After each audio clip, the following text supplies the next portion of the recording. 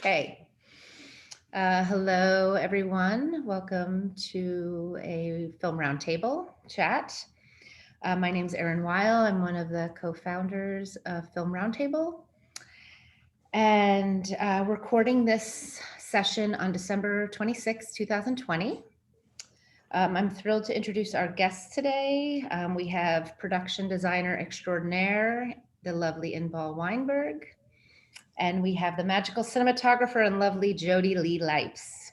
And this is where our audience goes wild. Wow. So before we get started, I'm going to take a moment to do, or a pause to do a moment of silence. We'd like to honor all of the 1,761,242 reported worldwide COVID deaths as of today. There are 330,000 deaths in the US alone. I was looking at my notes this morning from the last roundtable I did with Brady and Mona on the 7th of November, and it's gone up 500,000 in the world since then, which was just a little over a month ago. So it's pretty astonishing. And we'd also like to honor all of our Black and Brown brothers and sisters and our First Nation brothers and sisters whose lives have been taken by the hands of police brutality and other senseless acts of violence. So let's take a moment.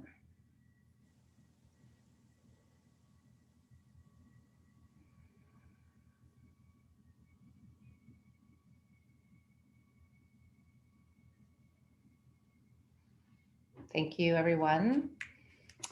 We've been holding these moments of silence since we began Film Roundtable back in July, I think. And it's important to hold this awareness on how the virus is affecting everyone in so many lives in so many different ways, including death, the loss of life. So as we return to work and find ourselves on set, we must do so with safety and empathy for others. So, all right. So to kick off this conversation, I'm gonna have Inbal and Jody kind of take it on their own, as they've had relationship now for over 20 years and really deep friendship. So I think we'll have a nice conversation with just the two of them. So I might just start them off by just telling us a little bit about how they met. So maybe Inbal, do you wanna start off the convo? Sure. First of all, thank you so much for having me. I love talking to Jody on a daily, weekly basis, especially this year. We've been taking socially distanced walks together. So this is another round. And yeah, so Jody and I met at NYU Film School. I think maybe the best thing that happened to me from going to NYU was getting to know this amazing group of people. We made films together and, student films together, and we were good friends, and we continued to collaborate after school, after we graduated. And we're all still friends. So I find that kind of amazing after so many years. And yeah, I think, I don't remember exactly how we met, but I do know that at some point there was this distinction among our group of friends. Most people wanted to be writers, directors coming into film school. And then by maybe the last year, some of us emerged as more craft minded, and Jody was definitely the cinematographer in the group. That's how I remember thinking about him early on. And I was always the production designer kind of from when I even started school, because it's really what I wanted to do. So yeah, I guess I'm wondering, Jody, what was your path in honing in on cinematography during those years? Well, I think, I worked, as you probably remember, I worked in the equipment cage and the repair shop. at NYU. So I think because of that, you just sort of, you know, the equipment a little bit. And so people kind of latch on to you. You know, there's that moment where you have to like take a camera out and use it for the first time. And so it's like, if somebody knows how to use it before you take it out, you kind of end up relying on them or feeling like safer because like they kind of know how to do it, especially when you're shooting 16 or like we were 16 millimeter. It's a little scary to sort of screw it up because there might not be anything there. So yeah, so I think that was part of it. And then, you know, it's like you also have more access to equipment. So I think I kind of got like, it wasn't really a choice so much, but it was like, because I had that knowledge, people kind of asked me to be in that role. But I also don't remember the moment that we met each other, but I do remember that of anyone who I went to school with, you were the only person that I knew who literally from the first day, freshman year in 2000, was like, I'm Inbal, I'm a production designer. And that you were working on thesis films. I think when we were freshmen, you were working on thesis films as a production designer, which was totally sort of unheard of and just not normal, because it was, you know, a senior isn't going to want to rely on a freshman to you know, be in charge of their thesis film. But for some reason you were able to fill that role, and you right away, I don't know how, I never really have understood how that happened. I mean, I think part of it was that we went to film school. Nobody there wanted to be a production designer, you know, so similar to how you described it, it's like, well, there's, you know, somebody has to do it and nobody kind of wants to. So I think I got lucky in that respect. But I also but why did you want to? What I mean, why did I want to be a designer, or why did I want to work? Yeah. Well, I mean, you know me, right? Like I make these decisions in my life and that's kind of how I am. But early on, you know, I grew up in Israel and I went to a very prestigious art high school and for fine arts. And, you know, when I was in high school, I really fell in love with film, which I always loved. But then in high school, it became like almost an obsession. And so I was trying to figure out how to incorporate my love for fine arts and my obsession with film. I kind of knew I was never going to be like an artist that exhibits in, you know, or like I didn't really have that urge, but I just wanted to make films. And I mean, I literally just made this decision based on I saw the credit production designer rolling every time I saw a film, and I just decided that was that. But it was pre-internet, so there was really no way to establish that that's actually what I thought it was. Like, I actually remember going to the Tel Aviv University's library trying to find a book about production design. There was nothing. It was like a 1950s book with yellowing pages about what people do in film behind the camera, you know? So I kind of had no idea. And I sort of assumed certain things, and strangely, those things were exactly what the profession is. I don't know, you know, like I didn't really know what it was. Even at NYU, so much of our profession is really hands-on and being on set and figuring it out as you go. And I think perhaps there's probably stage design, you know, you can learn it through set design or stage design or architecture. But I just wanted to go to film school. So I think that was a bit of a strange way to go about it. It was much more practical, you know, so it was through those working on student films and also I mean, you know, I went to the chair of film school before I even got accepted, and I told him I wanted to be a production designer. So when I finally got into NYU, it was like, okay, what classes can I take for production design? I was able to build my own schedule working with the theater department and film studies, and I kind of made my own curriculum in a way. I remember being on set, I think the first time in my life at NYU when I was a freshman with Lance, our friend Lance Edmonds, and we felt like we were lucky that we were able to get in as production assistants one day, and you were the production designer. I don't And have any. so it was like there was, I don't know, there's something about how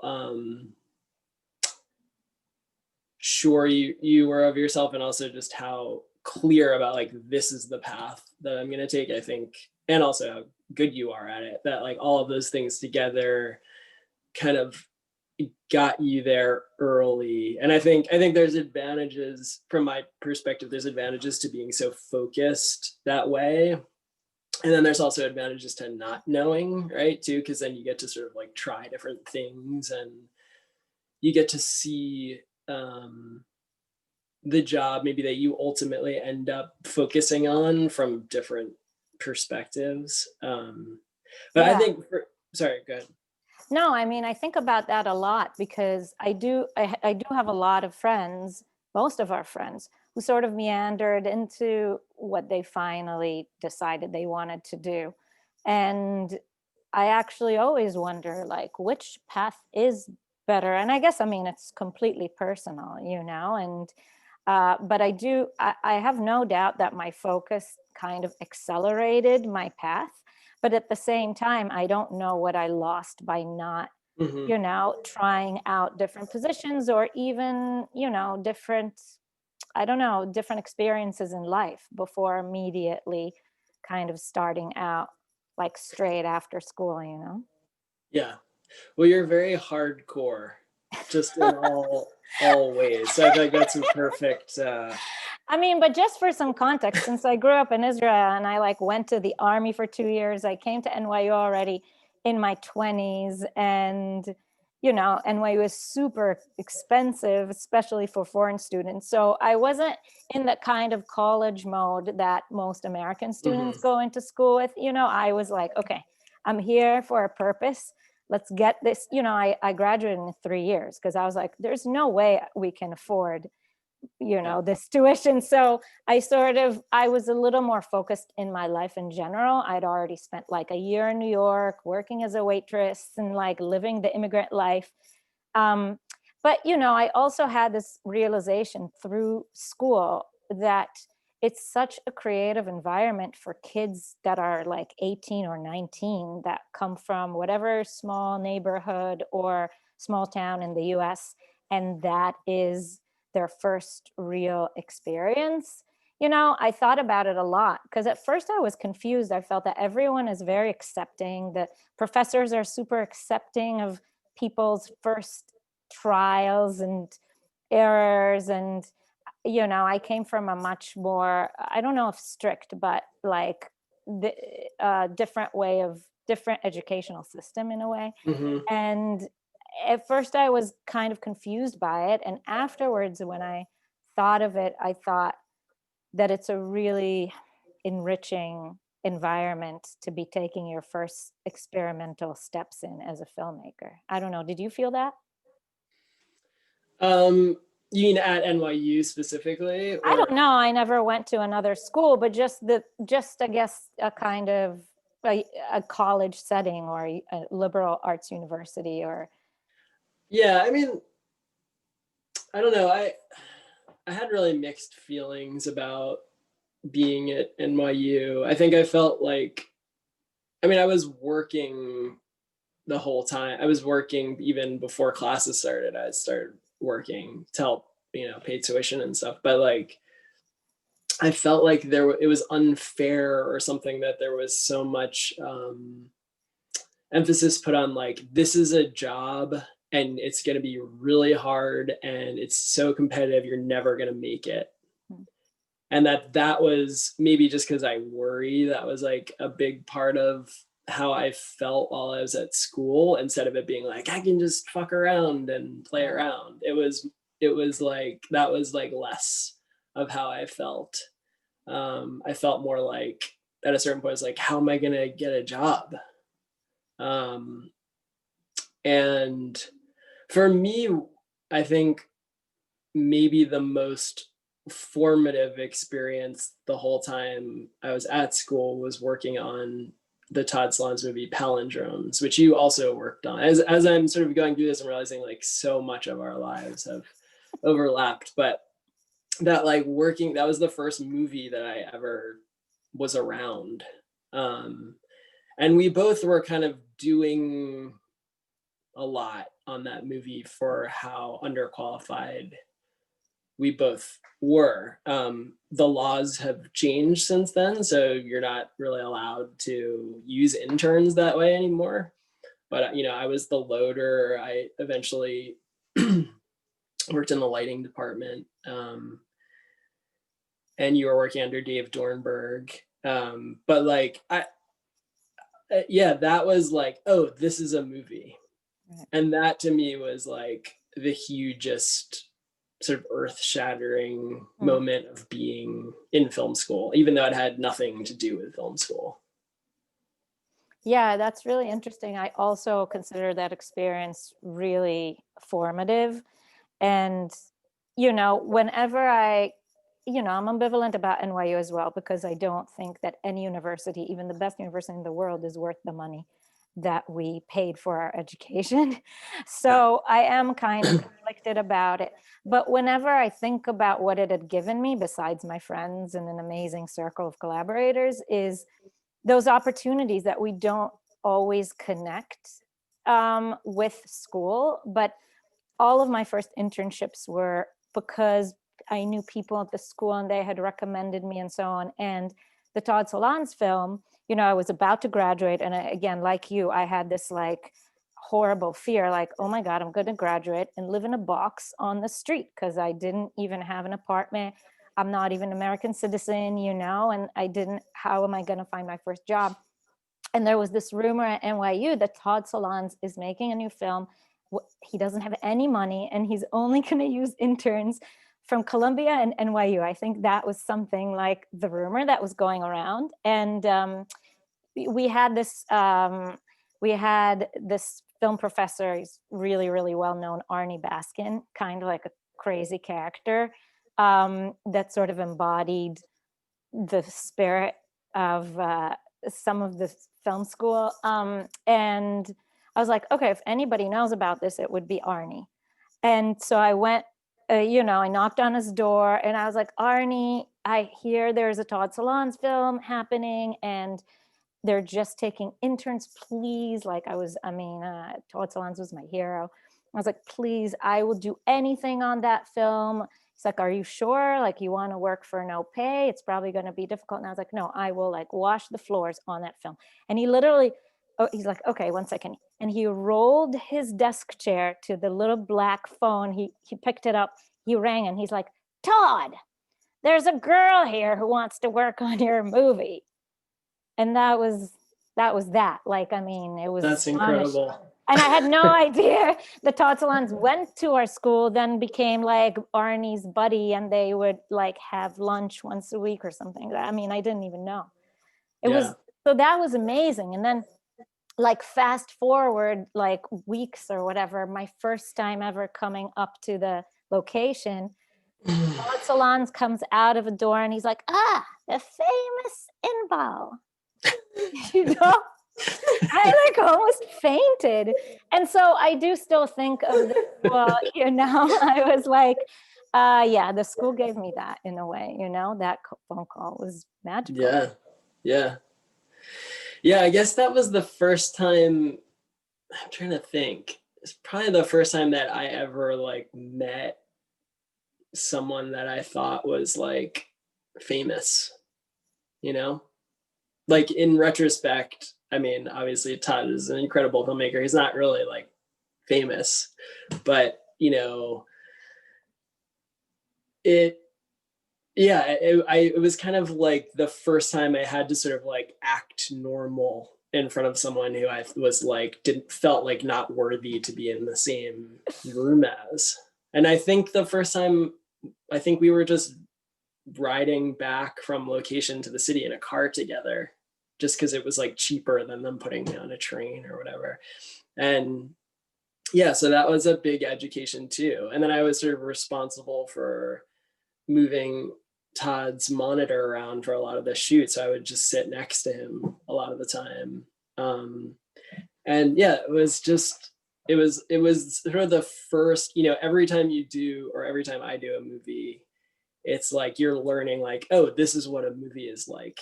And every time you do one, like the last movie that we did together, it changes what a movie can be and what it is in your mind. And so this was sort of like the first block of that and my only perspective of it. So then I learned lots of horrible habits from being in that environment and get some good ones. But yeah, because you walk away and you're like, oh, I know what movies are like now. I mean, Right. it's funny because that experience was extremely challenging and super unorthodox. Yeah. And I mean, I think I had a hard time a lot of the time. First of all, I think I was a bit cocky about how much I knew coming out of film school, especially NYU. That's kind of a classic. But this was even like before coming out of school. This was like in the middle of school, or for me it was, yeah. Right. But still, it's a bit like, I mean, it's funny because now when I interview interns, I always know that the NYU kids are going to be the cockiest, Right. like it's just, and then, I mean, realizing that not only do you not know everything, well, you basically don't know anything. And also that a film, so much of it is about your relationship with the 50 or 70 or 100 people around you. And it's not really so much about your skills at times, or it's about your people skills as much as it's about your design skills. So a lot of that, perhaps also because I feel like a lot of my first films, I have memories of my relationships with people more than of my success in specific design things, it's so much, because I also think when we're younger, we're more emotional in a way, and maybe I still am, but so much of that show was about, I mean, the learning had to do with people's characters, and I remember it being kind of dramatic for me emotionally. Yeah. It definitely was, I think, just for like personal reasons more than, I think like I had really good bosses who kind of involved me in a way that was beyond probably what they should have, so I felt very like I was learning a lot, I was being trusted, and I could really get close, so that was just super, super valuable. And then like a lot of our friends were there too, so it was like it wasn't like just being alone in this group, it was like there was several people from our class, and there were, I was like sharing a room with my roommate from college, right, Lance again. And so yeah, but I know what you mean. And I think also like, yeah, it can be competitive, it can be, especially I think if like someone as talented as you are, who obviously like it came to pass that you were like very successful at what you do, and then like to be put in that situation, think a lot, and then your boss is like, excuse me, like I remember once I was trying to learn, so I brought my light meter to set, and I was like reading a couple of the lights, and the gaffer, who again was like incredible and taught me so much, so like, put that away. And I was like, what? And he was like, don't let anybody see you doing that. That's like very disrespectful. And I kind of, that's a matter of opinion. Like some people might be totally fine with that. but I think the fact that like I felt okay just walking around and doing that is sort of like double checking like my boss's work or whatever, but is how it could appear. That was a real lesson, and I could see how like if that had gone like a little bit differently, it could have been like very, very traumatic. And also I was the loader, and I had never loaded anything. And one day the producers pulled me aside and said, footage from yesterday there's something wrong with it. It seems like it got flashed, like I had exposed the footage that we shot by mistake. And Tom, the DP, came over to me and was like, hey, I think it was the lab, I don't think it was you, but like we'll see.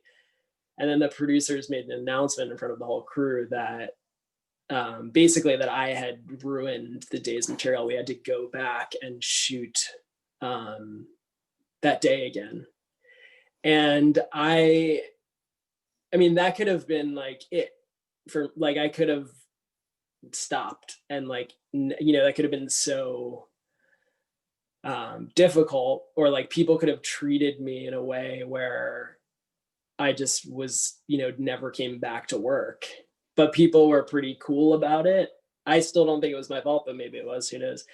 But like, regardless, it just sort of like, we just kept going and it was fine. But that so easily could have been like this scar that I never got over. And maybe I decided to do something else with my life. So I hear what you're saying. And yeah, it was, you're always kind of on that razor's edge, even now, like, when I go into work. So yeah, in a way, like when I think of the lessons from that, let's say first formative experience, is that, I learned that making films is an insane adventure, which still is to this day. I learned that making it with friends is incredible, because we had all of our friends, not all, but many friends on that shoot. And I also learned that it can be really, really hard. And yet it's like I can't think of anything that I prefer to do. I've never been on an easy shoot. Even my smoothest, most collaborative shoot still had really, really difficult moments. mm-hmm. And, it wouldn't even occur to me to doubt that the validity of that experience. It's like, it goes together. Like, it really is so satisfying because you're really laboring through it. I don't know if that's, obviously we shouldn't be miserable when we're working. But at the same time, so, I have colleagues that say, oh yeah, like my shoot is going really well. Everything is, yeah. And I'm like, Well, also like, someone is having a miserable time. I don't know. Like maybe it's not you. I can't believe that there's shoots that just kind of go well. But maybe I just choose really difficult ones. What do you think? And also, I think sometimes people want to communicate. They want it to be their story, that like stuff's cool, Right. But yeah, I agree. It's always, there's always really hard parts of anything valuable. I totally agree. I was also just thinking that, I think something maybe people don't talk about a lot that I find really fascinating. And I think like we have a lot of kind of overlap in regards to is agents. And I can't remember who signed with Rebecca first, probably you, but both of our first agents was Rebecca Fayed, and then our current agents are the same. And I'm just wondering, like, how did that whole thing start for you? Because for me, it was like, and I think this is from talking to younger people over the last several years, I feel like a lot of the time people are like, why don't I have an agent? I deserve one. Like there's something wrong with me. Like I should be signed. How come nobody knows? Like, why isn't this happening for a long time before they're actually ready to have one? And I know that was my experience too. And I think a lot of people that I talk to feel that way. So I was just wondering, like, how did that go for you? Interesting. I mean, I don't know that my path actually would answer that question, but I have thought about it a lot. I mean, Rebecca actually found me because I worked on Frozen River, which I did really early on in my career, and it won Sundance. So at Sundance, she approached me and I And was, what year was that?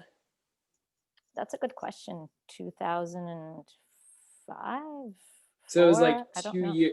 So you did that movie like the year after you graduated from school? pretty much a year or two. I mean, it was a tiny, tiny, tiny film, you know, but I always go by scripts, and it was a beautiful script, and it was a great opportunity for me. I mean, But how did you even like get that film I that don't really fast? know. I mean, listen, my path is a little magical. I'm like, the reason I went to film school is because of the filmmaker Hal Hartley. You know, he got me through my teenage years. His films were the reason why I wanted to be a filmmaker. And then I found him when I got to New York, and I became his intern, and then we stayed friends. And then literally the year after I graduated, I went to dinner with him, and I told him all these stories about me doing art PA gigs. And he's like, "Do you want to design my next film?" It just went like that, you know. It was a tiny movie, and he was looking for someone. Which film was that? It's called The Girl from Monday. Right. Um, so I mean, I can't think of a better trajectory. I mean, he's the reason why I'm even in this industry, and I love him so much. But anyway, so that happened, and I was an art director on a few films, like I art director Half Nelson, and um, you know, I tried to make. Of course, when you start out, you can't really make career decisions. You kind of take whatever Mm-hmm. comes, and I definitely worked on some pretty strange things. I was an art PA for a long time. I was doing a bunch of random gigs, um but so I kind of don't know how the producers of that film got to me. It's actually a good question. I don't actually know, but I read the script and I immediately knew it was amazing. And anyway, so once the film won the festival, Rebecca found me, and I was like, oh, how amazing, you know, like being courted. Like I was like, yeah, definitely, I'm in. By like maybe the best agent That's like the thing that was ever. so crazy is like, I mean, we have such similar character, and I love Yeah. Rebecca so much. I can't think of many other agents that I would work so well with, you know, like she was such a straight shooter, you know, and she would tell you immediately when she thought something was not good. Like, you know, she never believed the buzz, and I'm exactly the same way. So we completely connected on a sort of, because the thing about people don't think that an agent needs to have your taste in film, which is probably Well, true. maybe it's good because I think, you know, obviously some people who watch this know a lot about this stuff and don't care, but I think there's a lot of people also who it's like, oh yeah, I know what an agent is, but probably don't totally. Could you talk about like what you think an agent does, or like I what they mean, do for you? that's what I think. I've been super lucky, you know, with Rebecca, and of course our agent now, Grant Ellis, who is, you know, become one of my best friends. And I speak to him for hours every week about films. But I think that people, you know, maybe the ones you've spoken about who have started out and wondering, why is no one calling me? Like, why do I not have an agent? There is a bit of a misconception about what an agent can do for you, because at the end of the day, it's all about you. You're the one that is going to get yourself the job. Maybe an agent can open a door slightly in like some unusual situation, but it's almost never up to them. You know, like your resume and your character is going to actually get you the job. So I think that even when people sign with an agent, a lot of colleagues anticipate like this rags to riches moment where overnight you receive offers from, you know, of the, you know, biggest films in Hollywood. And I have a lot of colleagues who say like, you know, I signed with this agency and now I'm like at the bottom of their list and I get these like really bad scripts. And I want to say, like, listen, we're all getting bad scripts because that's the sad part of our industry. There's not a lot of good ones. And I'm sure the best DPs are also getting, the best production designers are getting really bad scripts. it's not to blame your agent, and if you want to get specific projects, you have to, the best thing is for you and your agent to have a strategy that you agree on about how to get those jobs. Like, if you want to make huge sci-fi films, where do you start? If you want to make intimate family dramas, where do you start? If you want to work with auteurs, so I think that it's about a relationship with somebody that you really trust and someone that you feel like understands what you want to do. If you don't know yourself, then it's for you to figure out before you throw that responsibility onto someone else. So I think that's a little bit something that colleagues, maybe they love complaining about the fact that they don't feel like they get what they deserve with a certain agent or an agency. But a lot of times I'm like, there's more, it's a two-way street, but actually it's more about you than about, I think that the best case scenario is you have a director you really want to work with, and you keep tabs, and you make sure your agent also knows that and keeps tabs, and together you kind of can form some sort of strategy about how to be in that person's circle for whatever their projects are. And beyond that, I think that, to me, it's like you do need to really like your agent and have a very good relationship with them, because they should be thinking of you whenever the right project for you comes along, because they probably represent 50, 100 other people who are just as good as you and as wonderful and as skilled. So for a project to come in that is supposed to be yours, they should be like, oh, right, Jody would really be great for this. And so for that instinct to kick in, I think that that's, again, up to you. You need to maintain that relationship, and you need to really share with your agent what it is that you're about. Yeah. I don't know. What do you think? Yeah, I think that's really true.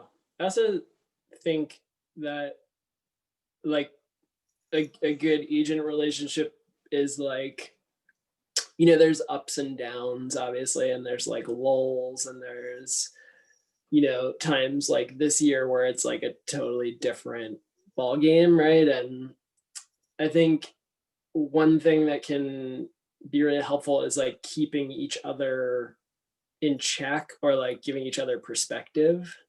So it's sometimes it's sort of I should probably do a movie, and that's not where you want to be making your choices, so it's if you've really communicated with each other about what you think you want and what's possible and where you want to go in those sort of darker moments, or those moments of where you're maybe going to be making decisions out of insecurity rather than clarity. I think for both, either of you could be making those decisions, that you can kind of put yourself, give the other person perspective and be like, that's not right, because that's not going to get here, or that's not the kind of movie that we want to be doing. And I think Grant is really great at that. It's sort of the older you get at, and the more experienced you become, I think the more factors you kind of start to see in each project, as opposed to this script is good, which is obviously, I think for both of us is the most important thing. But then there's a lot of other things that you start to see, which can be overcomplicate things and make it weird in that way. But it can also be putting you in a position where you're making better choices for yourself. You're able to see forward a little bit more. Completely. And there's also, of course, where you are in your life personally, and the people who you're responsible for, and financially. So of course your decision-making process could change based on your priorities and your life changing, and your agent definitely should know that. But it's interesting, because I talk to colleagues a lot about sort of career building, which is, I don't know what you would actually call it, because I'm not sure how much control we have over building our careers, especially because the industry, it's such an unpredictable industry that it's very, very hard to feel like you're able to navigate anything, really. Yeah.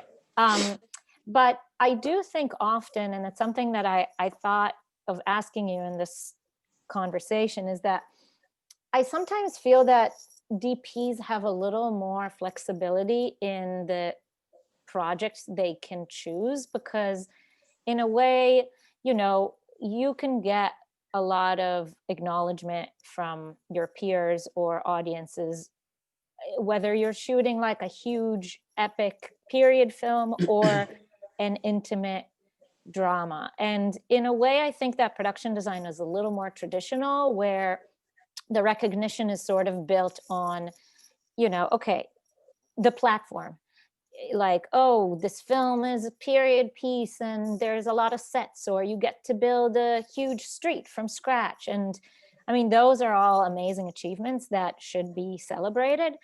But the way I view it, it's like they're just as valuable as if you're making a very small indie film and the most important set is someone's kitchen and you're designing that kitchen. But in terms of the way that the industry views it, I do think most of the production design careers that I see successful production designers have is they're slowly rising with the Scale. budget level. Yeah. And it doesn't necessarily mean that the films are going to be good. I mean, if you're super lucky in your life, you get to work on big, really good movies, but that's pretty rare. And I often actually look at DP careers as where the way I would like to do it. I think that you could make these decisions between the type of projects more easily. But is that just, what do you? I don't know, maybe. I mean, I think that scale is definitely still a big factor for a DP. I also think it's like really easy to get pigeonholed just the same way it is for anybody else. I've worked really hard to try to make different kinds of films so that I'm not just seen one way, or I don't just get like one kind of script. But yeah, scale is definitely a thing for DPs. And like, there's the thing of like, oh, well, this is like a visual effects movie. It's like, you haven't done like a big visual effects movie. It's like, well, I mean, I know This Much Is True was like $100 million visual effects movie, but that doesn't count because like we weren't shooting green screen all the time. It's just like little things like that where, yeah, you still get kind of stuck, or you can get stuck. But no, I think like, it's just like in any other job, I'm sure it's like, it's super hard to like navigate to that next level, or like to a different sort of like category of movie than you've done before. I think it's probably the same for both of us. That's my opinion, but I don't know. Yeah. I mean, I think with time, I don't think I ever wanted to reach those big films as a personal, like film goer. It's not my films that I want to watch, but I actually am I thought that I would become more open to different kinds of things. And I'm actually finding myself being more and more drawn to really adventurous storytelling that is really pushing the envelope much more than like the mainstream film that could be very, very good and probably up for an Academy Award for Best Film, but it's like I like to call it, the thing is when I read something I'm not crazy about, like a lot of the time, the first word that comes to my mind when I know I'm like, oh, I have to call so-and-so and like tell them, that this maybe isn't the right thing. The first word that comes to mind is soft. And and so like, I think maybe that's kind of a little bit of what you're talking about. It's like, it's not like bold enough, or it's not like unique enough. It's not adventurous enough as a narrative, or like formally or whatever, that you can just kind of feel it. on paper. And that to me is kind of like the worst thing. It's like, I'd much rather go like really out there and it not be, and it's like, it could be a disaster than to make something that's like, oh yeah, this is probably going to get like nominated for Best Picture. It's like, not that that's a bad thing, but like just that feeling of something that's like, this is made to be that. So I totally agree with you. Do you ever choose? I mean, I feel that same way. And I also feel that when I read a script, sometimes I read a script and it's horrible. And sometimes it's very, very good, but that almost never happens. They're usually in this gray zone of in between. And I usually feel when I read the script and it's like a little more adventurous than mainstream in when I read it.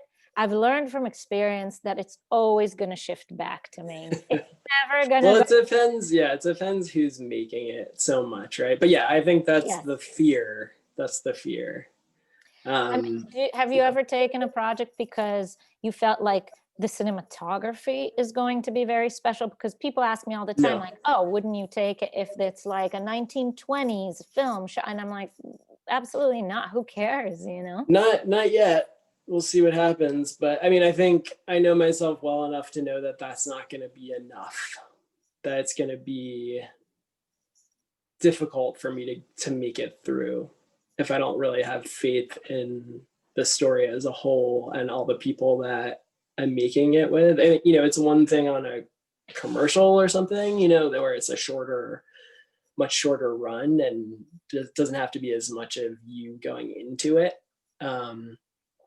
But like on a feature length film or even like a pilot or a TV show, I don't think it's worth it. If I didn't also do commercials, you know, where like I also, you know, I can make a living doing that, I'd have less of a choice about which projects I take narratively. But like I take big, you know, gaps between projects a lot of time, which some people think is just like career death.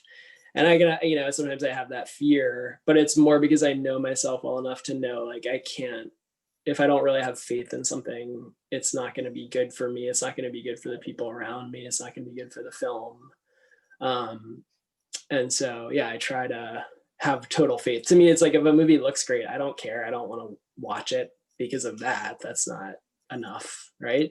I mean, oh, completely. I mean, my favorite films are by filmmakers who usually like put their characters in front of white walls and there's just two people in a room and, you know, so I agree completely. And I also think you know, when I watch my own films, I usually forget about my work if they're good, you know, which is, I'm so engrossed in the film itself that it's like, even though I was on set, it's as if I don't remember that anymore, you know? Yeah. Yeah. I just had to rewatch a bunch of stuff for some, you know, that I hadn't watched in years and years and years and years. It was interesting to Did you notice all of you noticed all the seams? Yeah, for sure. But also sometimes just being like, whoa, I can't believe I was that bold, especially at that age.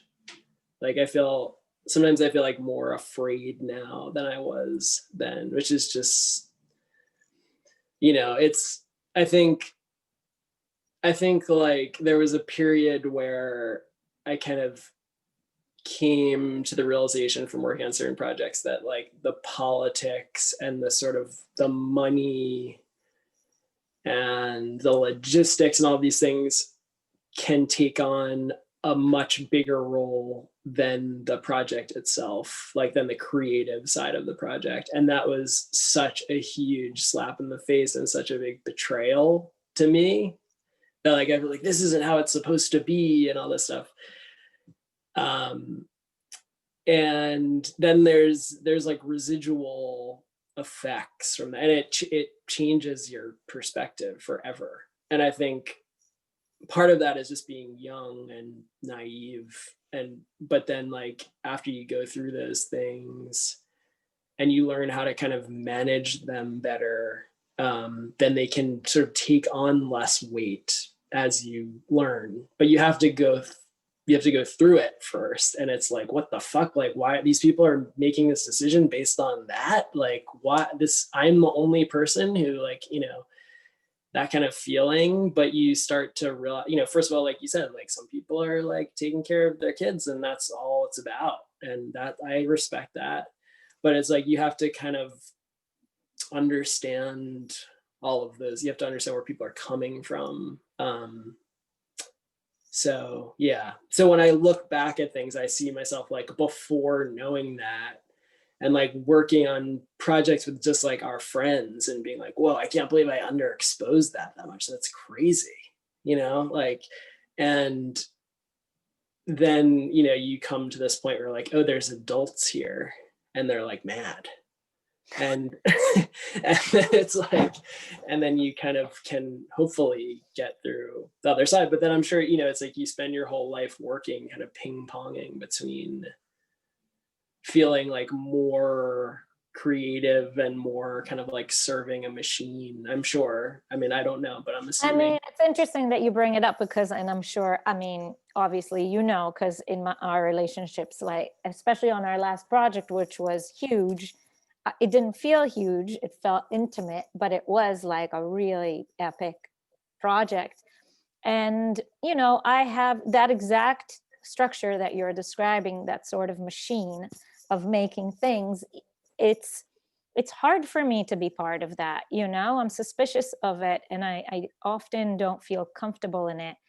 Like the hierarchy, the sense of finance that's moving things, and people who are not actually your like indie spirit friends that are involved. And you know, when we were on our last project, you told me definitely a few times like that I shouldn't worry so much about certain things, that they're going to work themselves out, because the system is epic enough for certain things to kind of figure themselves out. And I tend to care too much about everything. Do you mind, maybe I don't want to get too specific, but do you mind, like, just so people understand, like a specific example of that? Is there something you think of where you're like, why is this? I mean, I remember one of our conversations. And also we're talking about I Know This Much Is True, which was right, an HBO right, miniseries. and miniseries. And I had like, I mean, it was a very intimate story, and we made it with incredible people who were all about making an unconventional project. I think it's the best case scenario for anyone who wants to do something special on TV, you know, like, and I'm so grateful to have been on it, and grateful to Derek and to HBO, all of it, you know. But at the same time, it's all of a sudden definitely a hierarchy, and definitely the platform is just so much greater. Like everything is, oh, you need 4 condors? Okay. Oh, we're going to change an entire street to look like 1920. Okay. Like, you know, it's somehow, it's grander. And then you start working with, you know, the people that work on that scale. It's no longer your friends from NYU, you know. I remember specifically one time when we were talking, and it was about the budget, which I'm super frugal, and I care so much about budget, which many colleagues, you know, don't feel like it's their responsibility. It's totally fine. It could go, you know, you can kind of give it to your art director to manage, or you can let someone else do kind of the dirty work of having to talk to the producers if you feel like you're going over budget. I'm always involved in all of that. And I was concerned, I don't remember what it was, that we were projected to go over a budget on certain sets because the requirements just blew up, you know, and I was like, but, you know, that's not the estimate that we had given before. Like, what are we going to do? How are we going to make it happen? And you were like, listen, this is a gigantic show made by a huge network that is run by a conglomerate, and they will find the money if they want to make it happen. You know, it's not on you to figure it out, which is really good advice. It's very true. But at the same time, I sort of don't know that I want to give up that part of caring so much about everything. You feel like it's cheating? It's not so much cheating, it's just my character, like I do feel like overall I could care a little bit less and it would probably be best for everyone, like I definitely know that. But care about It's sort of being like put two. responsible with money.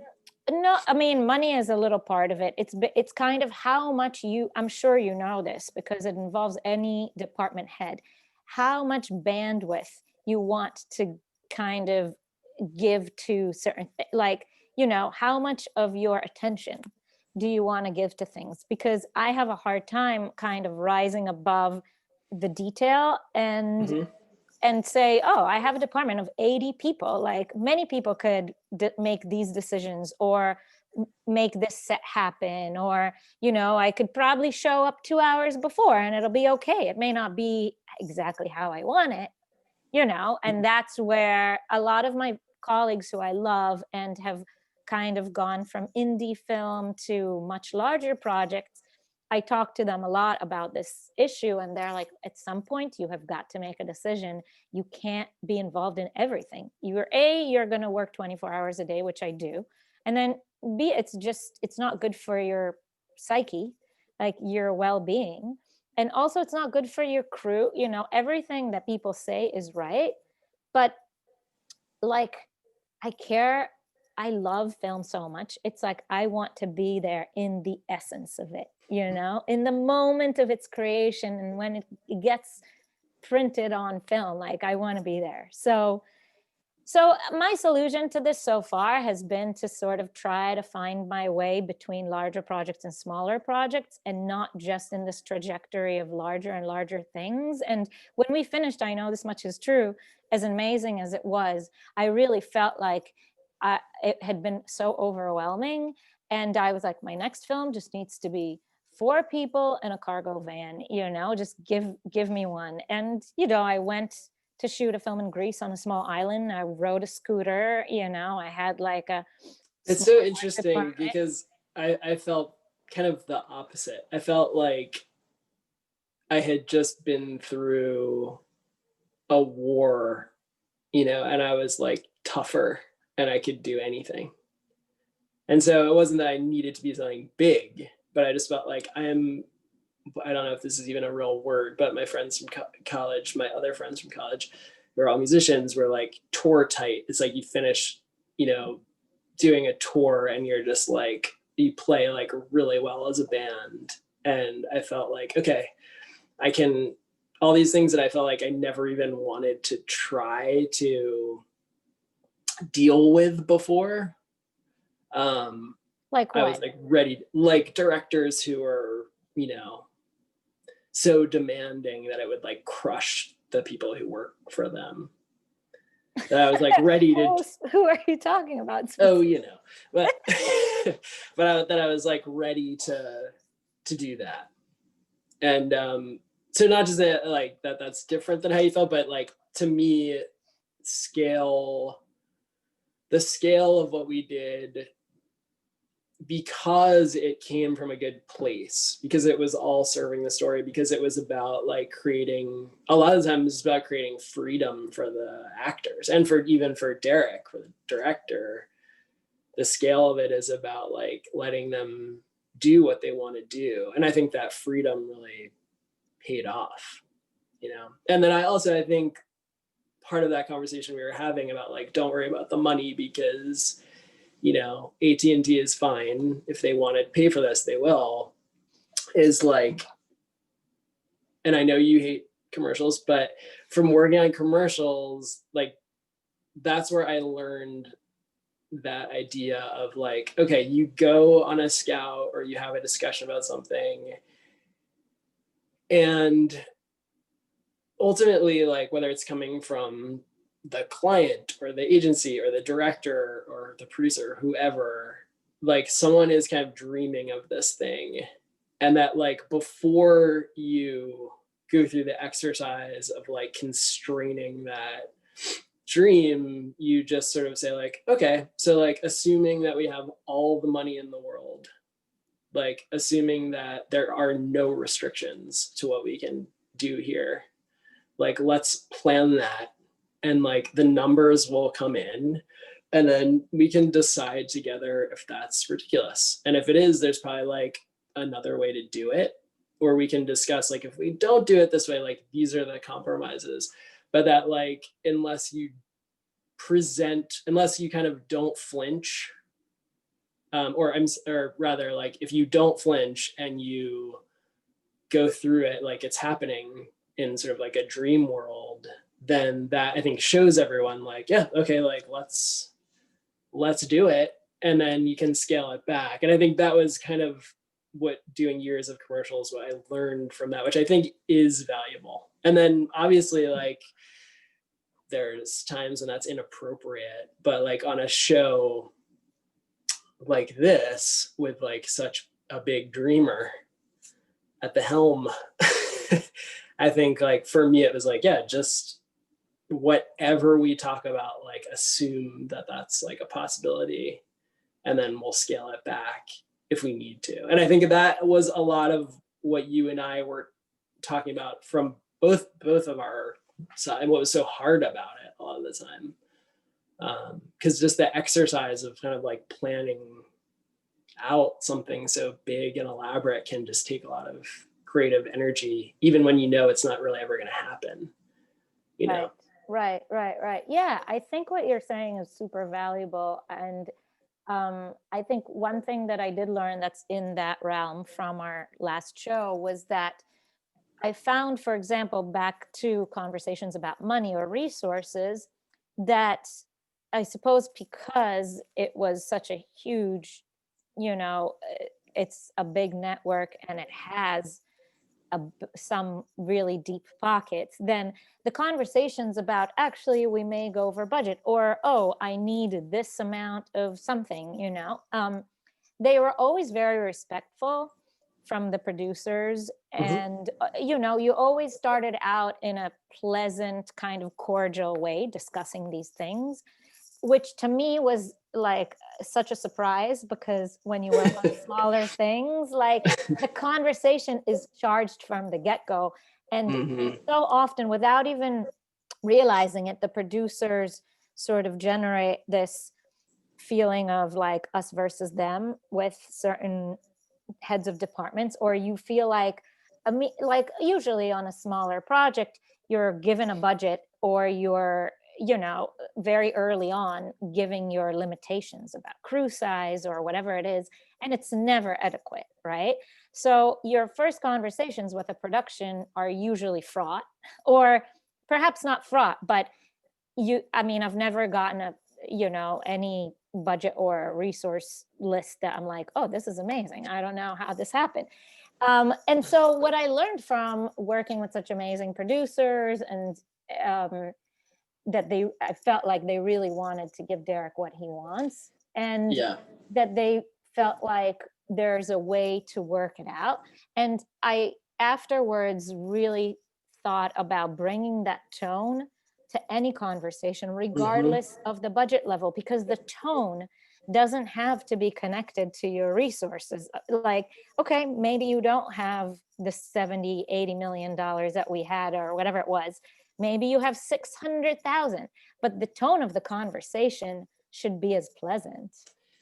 Yes, I totally agree. And I think that's one of the biggest indicators of an incredible producer, is the timing of when they shut down an idea, or when they have to like rein it in, or like make it more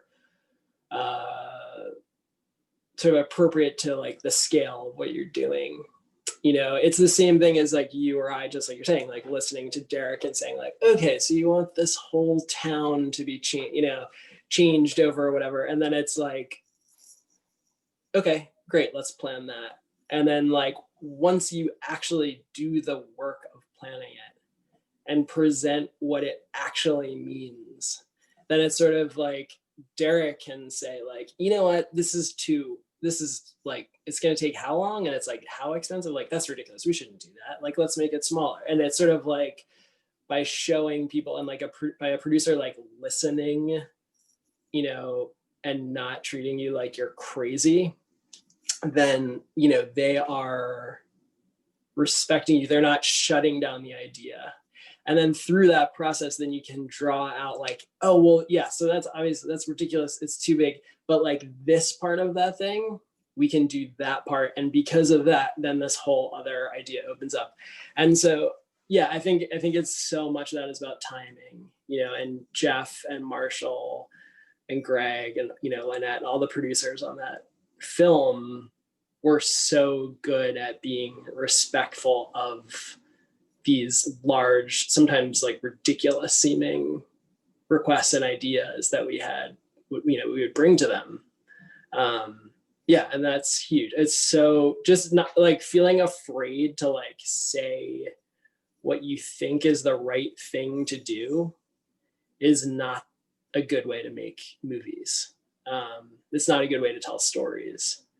And so, yeah, I agree. I also have so much respect for the way that they handled that whole year of our lives.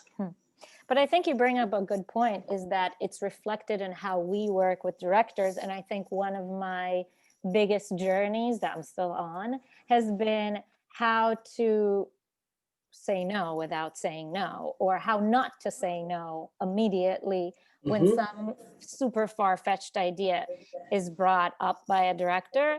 And I've always had a hard time with that. I think it's perhaps because I'm very logistical in the way I think. I'm really practical. So immediately when an idea is brought up, my mind just starts going like, okay, this is going to take how many days, how many people, the trucks, you know, like we're going to need to go to that prop house. Like the whole thing is like immediately becoming like a project in my head. And it's very overwhelming at times, especially when you work with really visionary directors, which thankfully I've had the pleasure to but in that moment, it doesn't feel like a pleasure. And, you know, I'm still working on it, of course, but I think I've gotten so much better at taking a moment and saying like, okay, let me think it through. Or, you know, I'm writing it down, you know, and not like, first of all, not to panic. If you're able to not panic, but more importantly, do not show that you are panicking. That's the key. Yeah. And it becomes a lot of the time it's like, okay, we can do that, but it means this. Do you want to do this? Right? Like, do you want to have less time? Like, ultimately, a lot of the time it comes down to those things, but it also helps you really choose your battles. You know, Right. So it's like, this is going to be really hard and way too expensive, and we need to do it. Yeah, one of my and it best means more when you always go through that whole exercise of like entertaining all the ideas. It means more when you are sure that something is essential. completely. I mean, to me, it's almost in that split second of your reaction to an idea. Forget about that long process of trying to figure it out. Like in the moment, you know, I've seen it like if you're, you know, I can see if my expression even changes. I can see the director is immediately distrusting my distrust, you know, like it's so on a split second reaction thing. Yeah. And I also very much understood it over time because, you know, when I bring up an idea to my crew and I see some sort of, which happens a lot because if crazy ideas come to me, then I have to, you know, and then when I see their distrust, I immediately get offended and also get kind of angry. Like, you guys are gonna do it no matter what, so you better shape up, you know. Like, well, I think, yeah, it's, I agree. You know, I was just working on a commercial and, you know, we talked about changing the idea a little bit more. We had to dress an office a little bit more. And it was the first day meeting the designer. And as I was sort of explaining why we needed to do a little bit more like first day, first hour scout, it was kind of like, okay.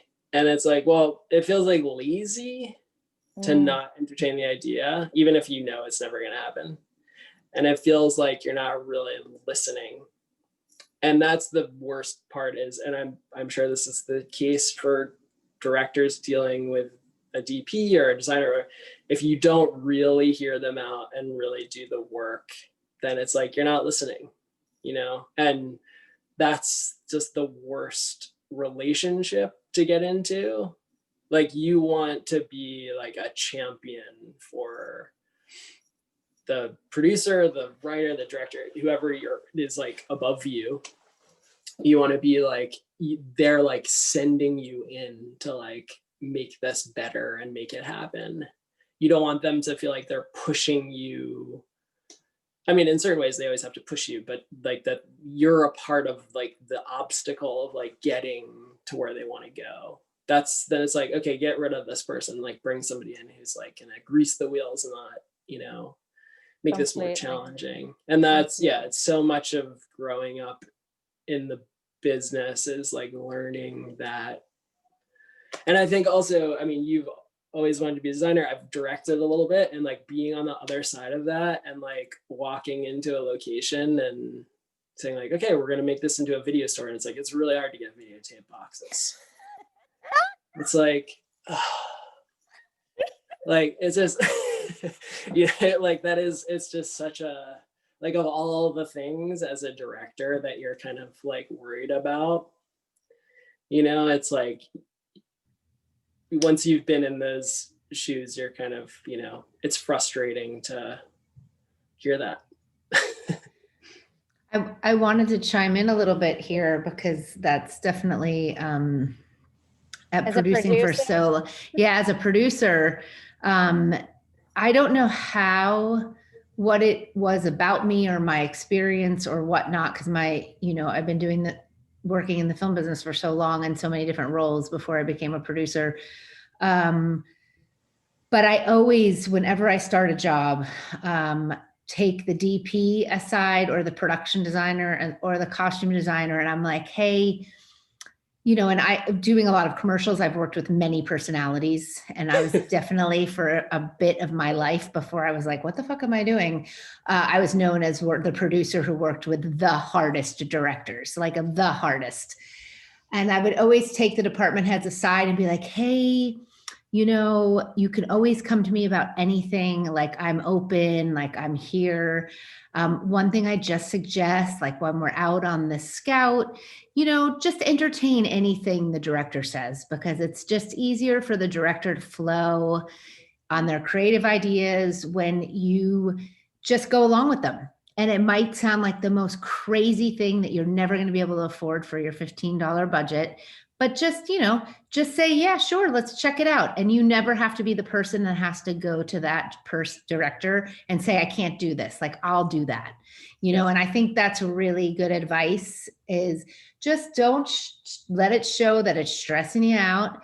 And, then you talk about it later. And I think that most directors really appreciate that. There's definitely a few that don't ever take no for an answer, for sure. But the majority of them, just need to go through the process and are aware that some things aren't available to them. They just have to talk about it. We've worked together, 2 or 3 times, Erin, I think, something like that. And yeah, not a lot, but I remember you saying things like that. I still remember like specific conversations, like, oh, this is Jody's first time meeting this person. Okay, let me just give them a little like heads up about X, Y, and Z. And that's so helpful just to have a context, especially in short form.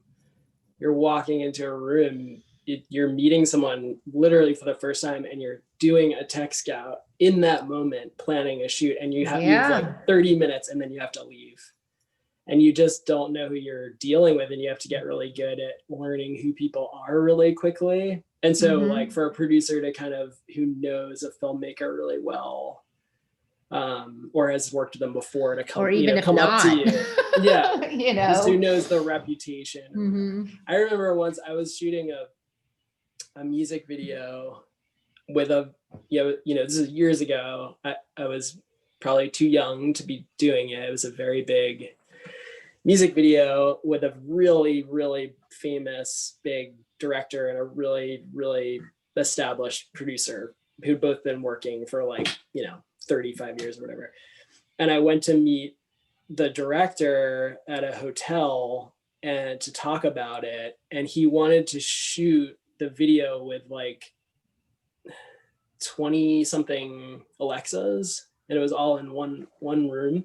Oh my God. And so I was trying to convince him to use like 17 or something instead, like to scale it back just slightly. And I had like sort of, he asked me to map it out. So I like drew an overhead and stuff. And he wanted to use like more cameras. And then he just like all of a sudden just like left and went up to his room. And the producer sat down next to me and was like, hey, I just wanted to let you know, this director directed the biggest music video ever made when he was 30 years old. And then just started talking about something else, which was just like I thought a cue to me, like, just do what you're told, like not in a mean way, just sort of like, there's a reason, like, don't fight this before you like try it. And that was just such a valuable lesson that he didn't even say that out loud, but it was like, okay, I get what that means. Thank you. And, he didn't sort of embarrass me by like chastising me. He just sort of told me a story that illustrated what he was talking about. But you know what, can I say something? I mean, the stories you're telling are kind of the best case scenario, but we all know that often department heads are kind of used as pawns, no saying pawns, because producers don't want to be the no people. Mhm. I mean, it happens on every shoot, even with the best people. And then on really tough shoots, it happens all the time. And I've been in really difficult situations where I'm just kind of left out there on my own, squeezed between these two, sides, and not being able to have someone back me up, So I do think that a lot of department heads have had those experiences. And that's part of the fear of the wanting to say no, or not knowing how to, relate, because you go back to your office and the producer is calling you asking why you had a $15 lunch when your allowance is 12, so, and then also about like very specific things like, oh, the director decided he wanted to like build a canal. And then the producers are like, oh, no, we absolutely cannot do that. But they tell you. They're too afraid, obviously, to tell the director. So that's the more common power dynamic that I know. I think it's unusual to find people like you, Erin, and we also work together. So I completely, know how helpful it is. And I think, as I said before, I realized over time that it's not about the resources, it's really about the conversation. Like, of course, everybody recognizes that we only have, I don't know, $2 million to make this film. It's not a mystery. So let's all sit down together and figure out how to build this canal with the resources that we have. If we all figure out together that we can't, then it's our decision, in unison. And if it's very, very important, then we all have to give up other things. And the other things don't necessarily have to be in the art department. Like, you want the canal, cut a scene, cut half a shooting day, cut your extras. I think that it's always a bigger conversation. That's why I'm always super grateful to be brought into bigger conversations than just production design. And I feel like that happens to me on smaller films, which is perhaps why I do enjoy that, because you have a larger view of the whole project and you're able to kind of say, okay, we're all sitting here together, all the people that have power to make decisions about this film. And let's really figure out, like, is it important for us to shoot film? I mean, many times I've given up budgets so we could shoot film happily, like, if we want to shoot film, then we have to, I don't know, cut a shooting day or cut, the art department's budget, and I feel like it's very valid to do that, and that we should be looked at as collaborators that are just collaborators, regardless of our department. Yeah, that's interesting. I obviously haven't done as many movies as you guys at all, but when I did Waitlist, we were about a $2 million movie, and we had we started shooting even before we got greenlit. Like, we did barely prepped the movie, but it was so my instinct and we shot on film and had to make a lot of sacrifices, but it was so my instinct, like every day when we would figure out what we were going to have to cut for the next day, you know, to get through, of just having all the department heads sit together and we would talk about like, okay, what is the most important thing in this scene? You know, is it this, is it that? Like where can we take from? And, you know, the costume designer would be like, well, I don't think I really need to spend money on this. Or the production designer was like, I think I could just do this, you know, like or Darren Liu, our cinematographer would say, maybe we can get away without doing that. And it was just so great. I mean, it was, you know, to just be able to have that conversation as a group and make that time for it. So it's interesting that you said that, because it was like, for me, it was just an instinct. I'm like, all right, let's all sit together and see what we're going to, you know, how we're going to make this work and what works for Jaren. And yeah, well, you're like empowering everybody by having them involved in that conversation, whereas like some producers want to control that conversation so that there aren't other influences, right? You know, and I think that's great that you do that, and I feel the same way, and I'm totally, and I think Inbal is this way too, totally like, okay, great, like let's find a simpler way of doing this. Like what's essential, like how do we, like what's the scene about, you know, what's essential for the story. Yeah, and I feel like when that conversation is less collaborative, it sort of naturally pits departments against each other, because it's like, well, how come he got this much and how come I don't have this? Or, you know, there's a bit of a doggy dog. Not that I've never felt it very seriously, but I know that it can happen. And when you go down the ranks in the department, it gets actually stronger, because people don't have the larger view of filmmaking, and they think, well, we need more resources, which is probably true, but it feels like it's at the expense of someone, you know, like someone else has taken them. Whereas, you know, over the years, I think I've gotten a better perspective about filmmaking in general. Like I can really understand now many more factors than I used to. And I kind of can see a line producer's job better than I used to be able to. And so I often tell my crew, listen, if there's, you know, that's not our money, you know, it's everyone's money, it's everyone's resources, and it's about the film being really good. So this is really not about our set. If we have to make a cheaper decision or a more limiting decision about our set so somebody else could have something else, it's actually a beautiful thing. So I think having that very collaborative conversation, it contributes to a more positive vibe in general. Yeah. I have a couple questions that I'd like to ask, and they might be different for each of you. I'm not sure yet, but for Inbal, just listening to her tell her story at the beginning of this conversation, and just how she was really dialed into what she wanted to do, you know, that she basically created a career for herself without even necessarily knowing exactly how it existed, which is really, you know, interesting. But I'm just curious, like they say, and I don't know who they is, but they say that people change their careers on average of like 5 times in a lifetime, right? I'm leaving producing now.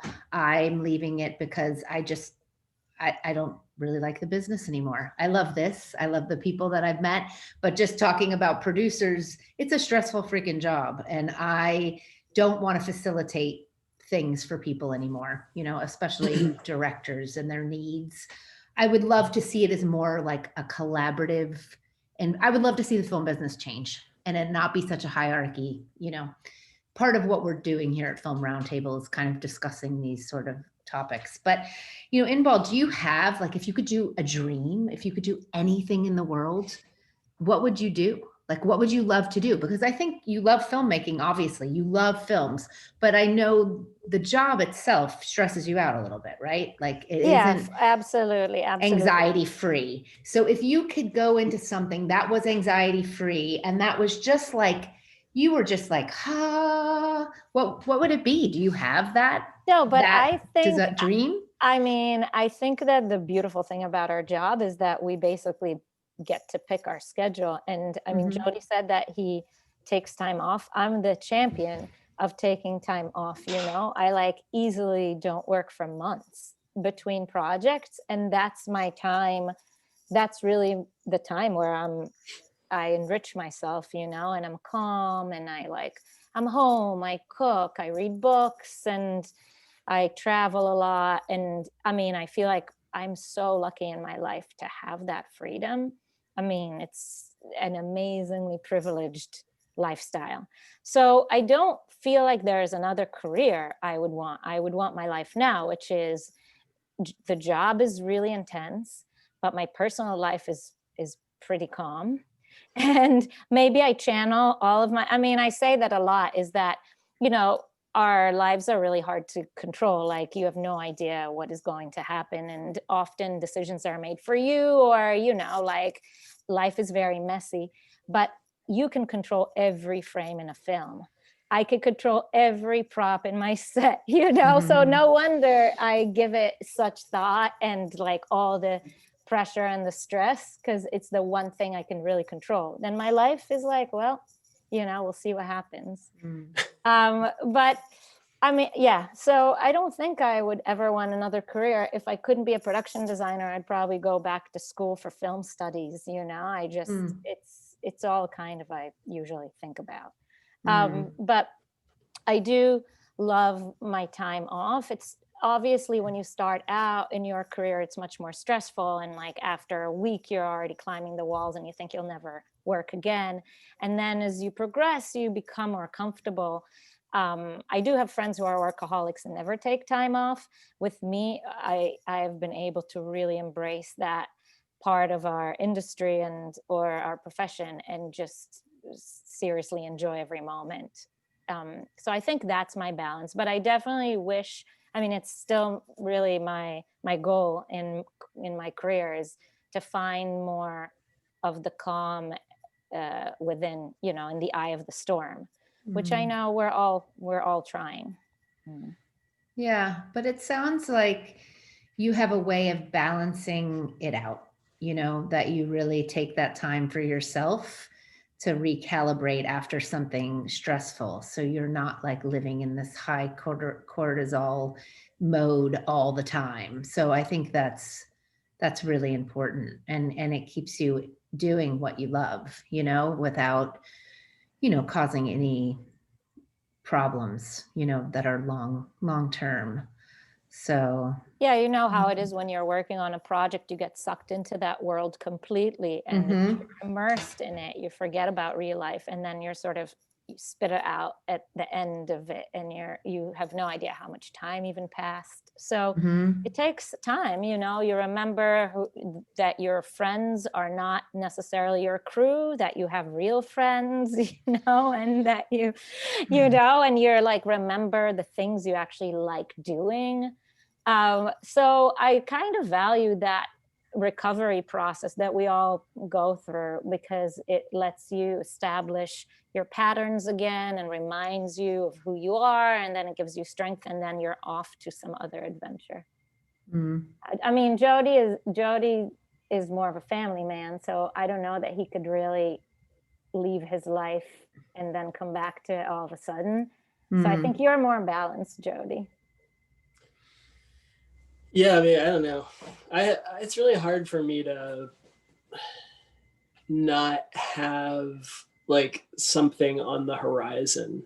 I think like that's even if it's just like a commercial or, it's like, I think the trick is kind of like feeling content without relying on your job to give yourself like a sense of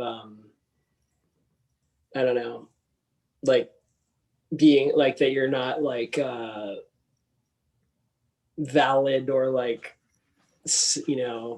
your life isn't fulfilling if you're not working. Like that's kind of, I think, the trick is like to have a job that you love and you care about and you work really hard at and you like really push on it, but then like when it's not there to still feel like whole. And that's like a thing that I struggle with a lot. And I think that will be a lifelong struggle. Do you have any like dream job at another point in your life, or dream career or passion? Or I know it's hard when you have small kids because you're really in that mode of like, how are you going to care for your family and all of that? So yeah, I think if I could start over, I would be an architect. Wait, Yeah. really? I did not know that. Yeah, I think like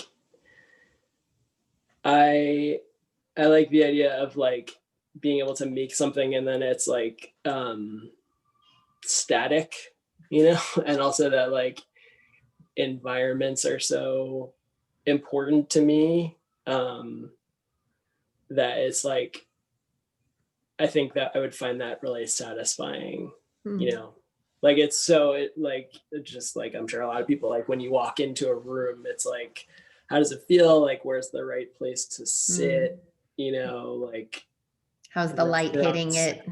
Yeah, restaurants have horrible lighting, like why, you know, and just all those things like I think about a lot. I have no education whatsoever in that world, but I think I would be good at it if I could like start again and learn it, you know.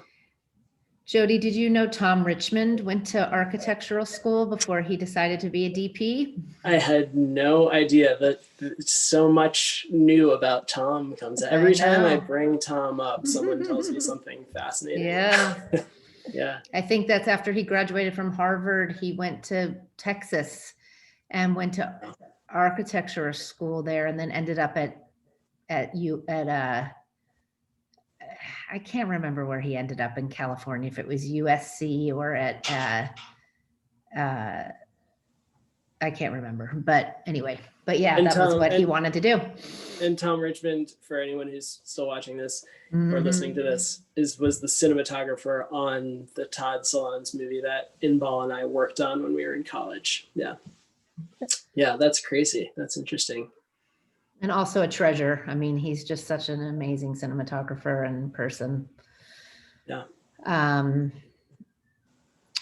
then I also wanted to both ask you, as I know Inbal just got finished on a film and Jody has been doing mostly commercials during COVID, but I'd like to just hear from both of you what your COVID experience is like.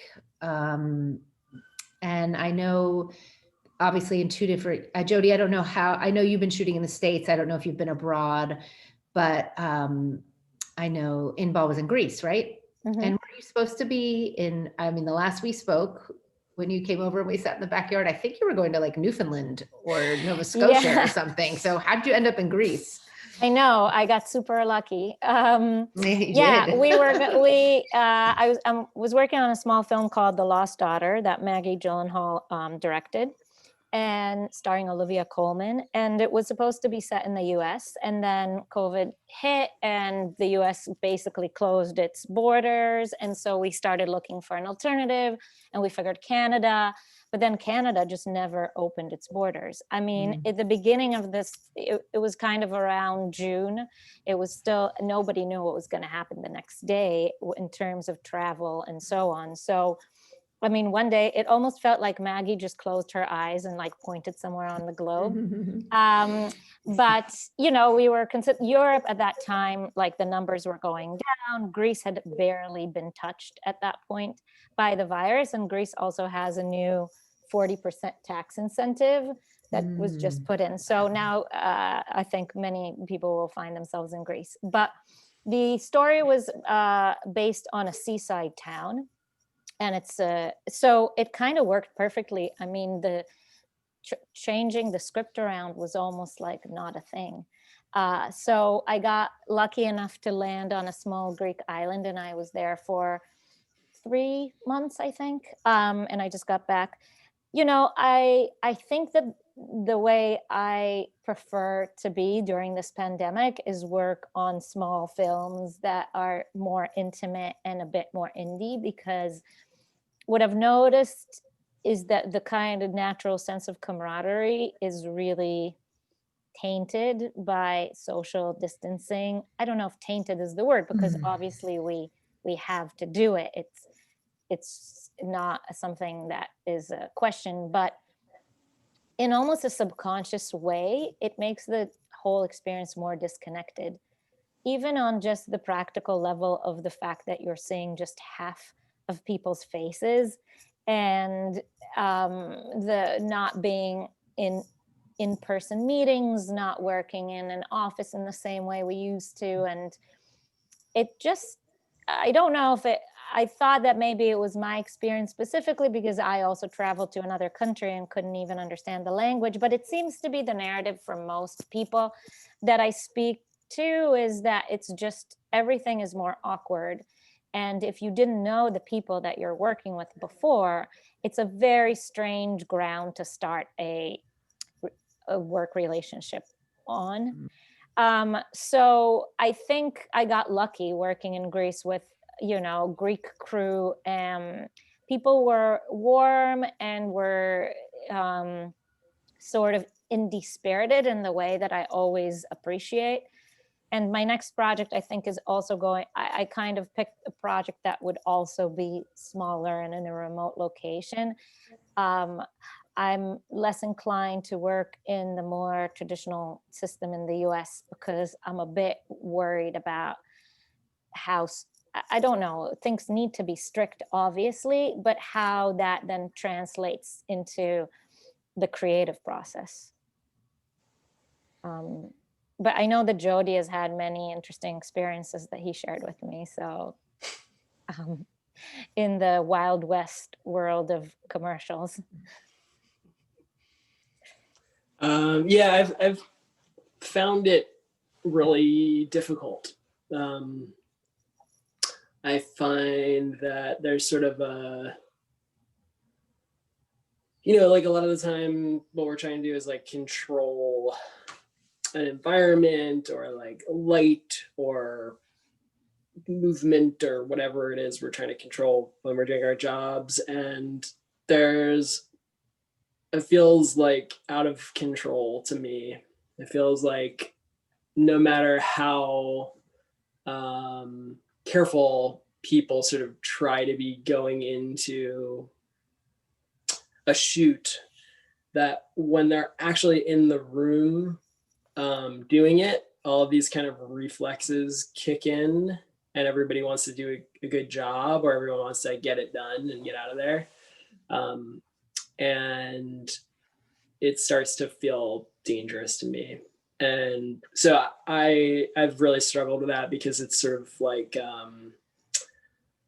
if you're in the wrong situation, you're inside and there's a lot of people there, whatever, like it starts to become like what I'm thinking about more than anything else. And I start to get angry about it. And so like, I'm kind of struggling with that, is like how to kind of, because like I need to make a living and everything, and I'm lucky to be working, but then it's like, how do I kind of just accept the reality that is probably for the next year, I would say.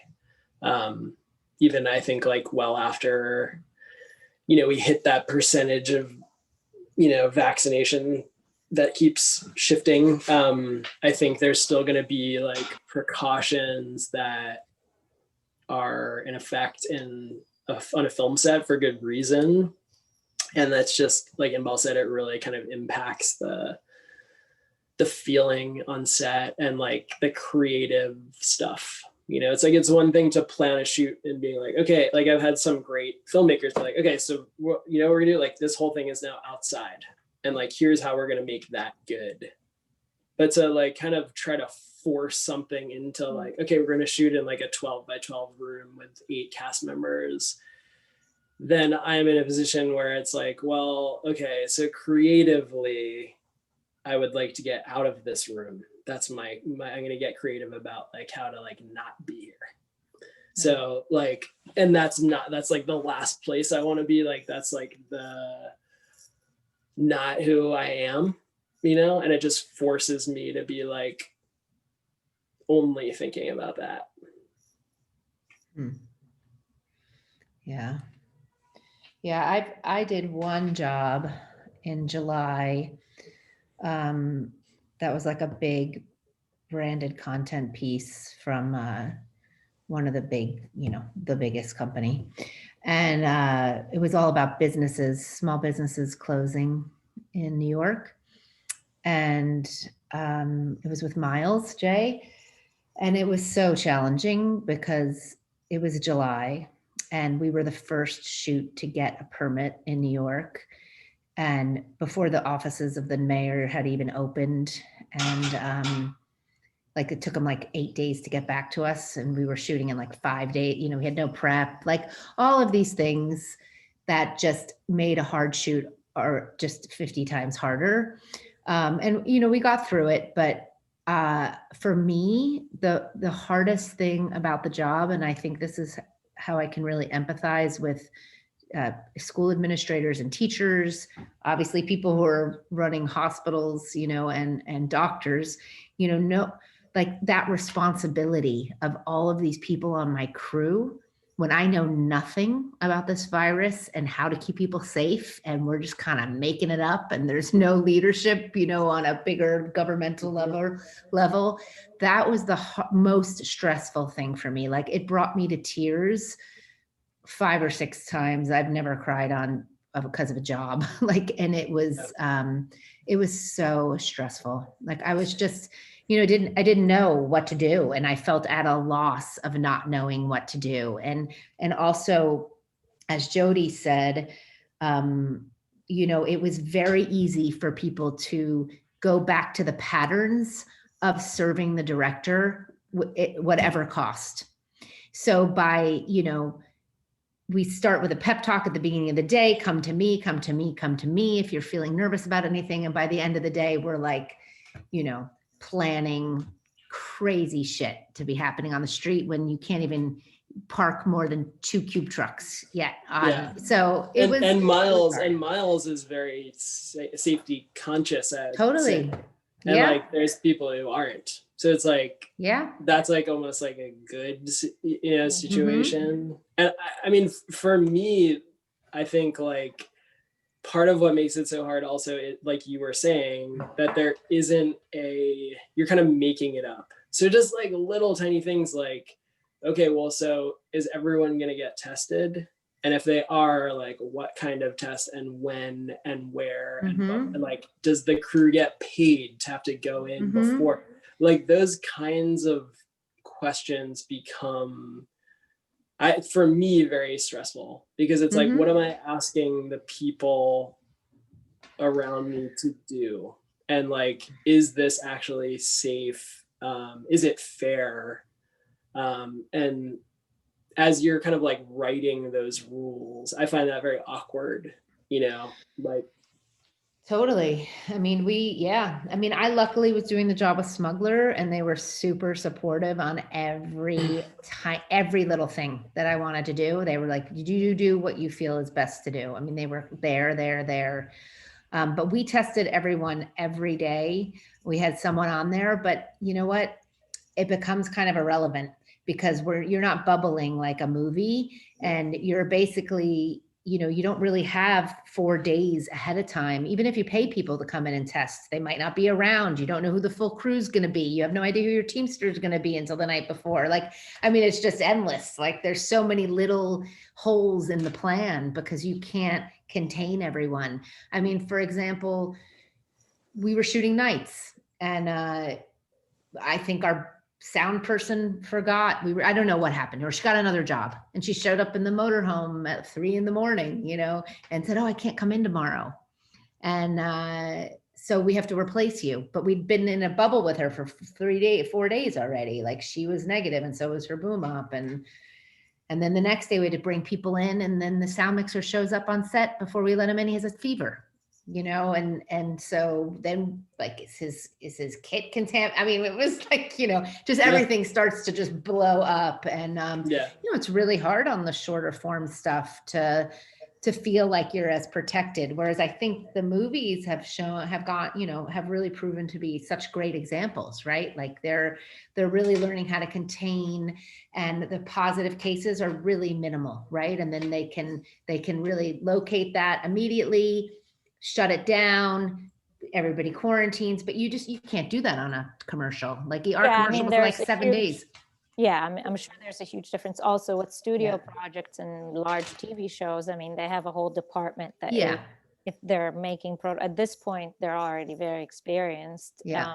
I completely understand. But there's things I hear you guys completely, and it could be really stressful, but there's a few positive notes that I've found that I can contemplate on in times when I get kind of very, stressed out about the situation is, first of all, I think that it's a great opportunity to invite your crew into the conversation. Not, I mean, mine anyway, because I think that we could always be more collaborative with our crews anyway. And now it's like, actually everyone is putting their lives in danger coming to work.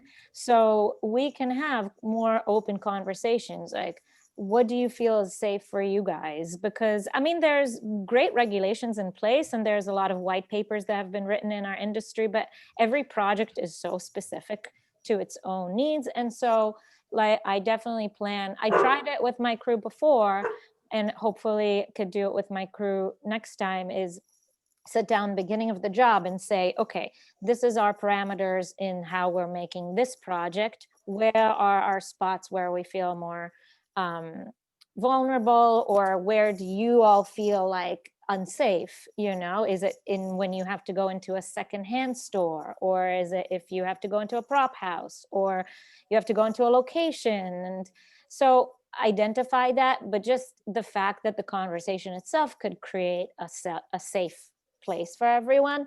And I think it could actually help with other conversations. If everybody feels that they can talk about their safety, then they'll also talk to you about other things. So I thought that was a good way of approaching the conversation.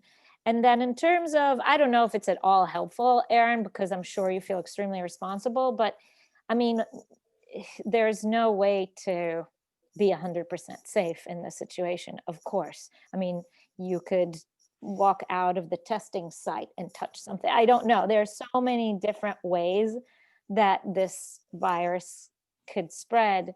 And in a way, I think, I don't know if it's helpful. It's helped me to be a bit more zen. Like, life is so messy. It's never really going to be a bubble. When I was on the island in Greece, it's like we could try anything, but then I pass an old man on the street and he just like taps me on the shoulder, or some, like the smallest things of life. So at some moment we have to kind of be like, well, but I don't know if you guys feel like that can be done. It's helped me, and to just kind of be zen about the situation. Yeah, I think you're right. And I think we spoke about this when you came over that day, was about, I definitely started our days talking to everybody, and everybody, at the end of the day too, wrapping it up with any notes on how things went. But this was also right at the beginning. I think we were the first commercial to shoot in New York on the streets, and we were shooting in Washington Heights, which was like the height of the pandemic in New York City. So I definitely think that open communication is super important, and a PA coming up and being like, hey, I can't do that, like just speaking on how you feel and not feeling like you have to do what someone who has maybe superiority over you on a film set, what they want you to do. And I think as the world continues to move forward with this, we're all learning how to live with this, right? I mean, I flew home from Egypt on March 13th, and I remember, not really knowing what was going on. My kids and husband were already in quarantine for a week because my daughter's school had closed. And I was like, can we go out to dinner? I'd just gotten home from Egypt, and he's like, Erin, do you quite know what's happening right now? Like we need to lock down. And I was like, lock down, what does that mean? And I remember like over those first couple of days being like, oh my God, like this is how we're gonna exist like this. How is it gonna happen? And it's like all of us in life, you know, as humans, we learn to adapt, you know, and this was a really, I think these past 10 months have been a really interesting shift in evolution, right? On how we are, how kids are growing. I mean, that's a bigger conversation, but yeah, so I do think that there are ways, yeah, you have to be Zen about this. There's no other way, you know? I think there's also something I've noticed is, you know, like a lot of people in the film business sort of like they have like their year and they're like, I make X and, you know, I'm trying to make X and this, they have sort of their whatever they are used to doing or want to do, whatever, because they're freelancers. And a lot of people had a really fucked year financially. And then they're coming back to work. And I probably feel a lot of time feel lucky to come back to work and that they have a job. But then they're put in this position, whether it's like an AD or a producer, or whoever, like you were saying earlier, Erin, it's such a hierarchy and they're put in a position to like serve the people that they're working for. And they feel really lucky to be there. And they haven't made enough money this year and they just want to do a good job. And I think that can really overwhelm everything else in the moment. And I've seen that a lot. And that makes me nervous, you know, like when the people in charge are behaving that way for like a McDonald's commercial, you know? And so it's like, I think, yeah, it's like the financial aspect of it. It's like you can sit down and you can talk with your crew about like, what do you feel comfortable with? But at the end of the day, you know, there is this whole other psychological element to it of people just needing to serve. They think they need to serve to do a good job. And that's like hard to balance safety and that at the same time. For sure. Can I ask you guys a question? I guess to sum things up. It's like, let's imagine that there is a happy ending soon in a few months or a year, and we're able to get to some sort of normalcy and resume the way that we shoot films. And what would you guys, I mean, Erin, I know you're saying that you're slowly leaving us, but what do you think that you would want to do? It doesn't even have to do with work. Like, what are things that were that now are kind of post-COVID bucket list? Erin, you want to go first? Yeah, sure. I was thinking today while I was walking the dog in Fort Greene Park, was not wearing a mask and breathing actual air. Like I really miss breathing fresh air, especially I think I'm feeling it so much with the cold weather because it feels so cleansing to breathe air. And like, wow, that's a, you know, I've been grateful for being able to breathe before, but like, it was just kind of an interesting thing that was like what I thought about I missed the most. And I think the other thing is, you know, really excited to see how this collective pause we've had in the world, right,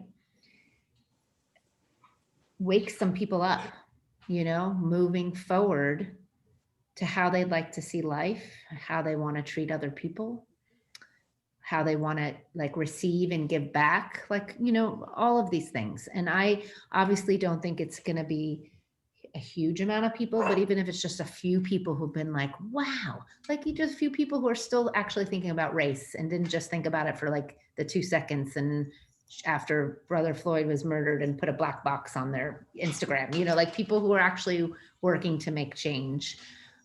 So I think for me, those are the exciting things. Like I look forward to what I'm doing and breathing fresh air again. So.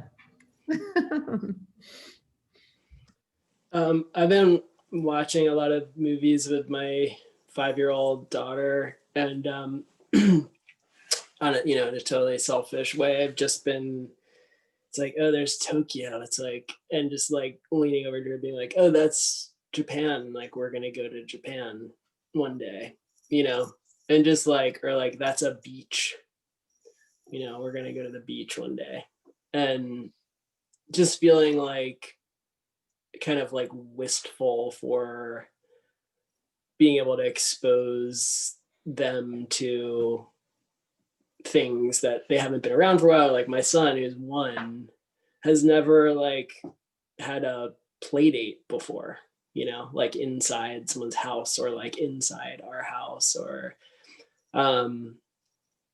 and yeah, like those things, I think it's like mostly related to my children, because they're so young, just like what is sort of like in store for them after this, and like wanting to be able to expose them to things they haven't seen or, you know, been around.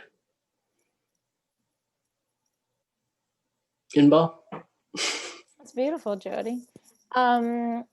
You know, I think it's interesting because right before I think there were how many months between the time we finished our job together, I know this much is true, and probably about 6 months before the pandemic started. And after we finished our show, I was like, oh man, like we worked for a full year and lived in a small town upstate. Like I need to travel. So I went on this world tour and, you know, went home to Israel, traveled around Europe, went to Brazil. It was epic. Then I went to Sundance. You know, it was a really privileged 6 months, where at the time I was like, wow, I'm kind of living beyond my means. And I'm like going for everything, seeing every friend possible. Like I felt like going to this country today. I just got on a plane.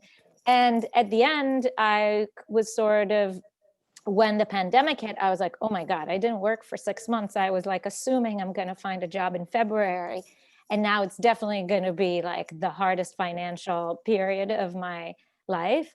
But I was looking at photographs from that time yesterday, and I just thought, I'm so happy I made every one of those decisions. I would never regret doing that. And I know that's exactly what I want to do when we're able to do it again. So it's a bit like, I'm probably never going to regret doing things. It's not doing them that I would regret. So just going on those kind of crazy travel binges and seeing every person that I love, just continuing to do that, and hopefully doing it double next year for all that time we lost. That's beautiful too.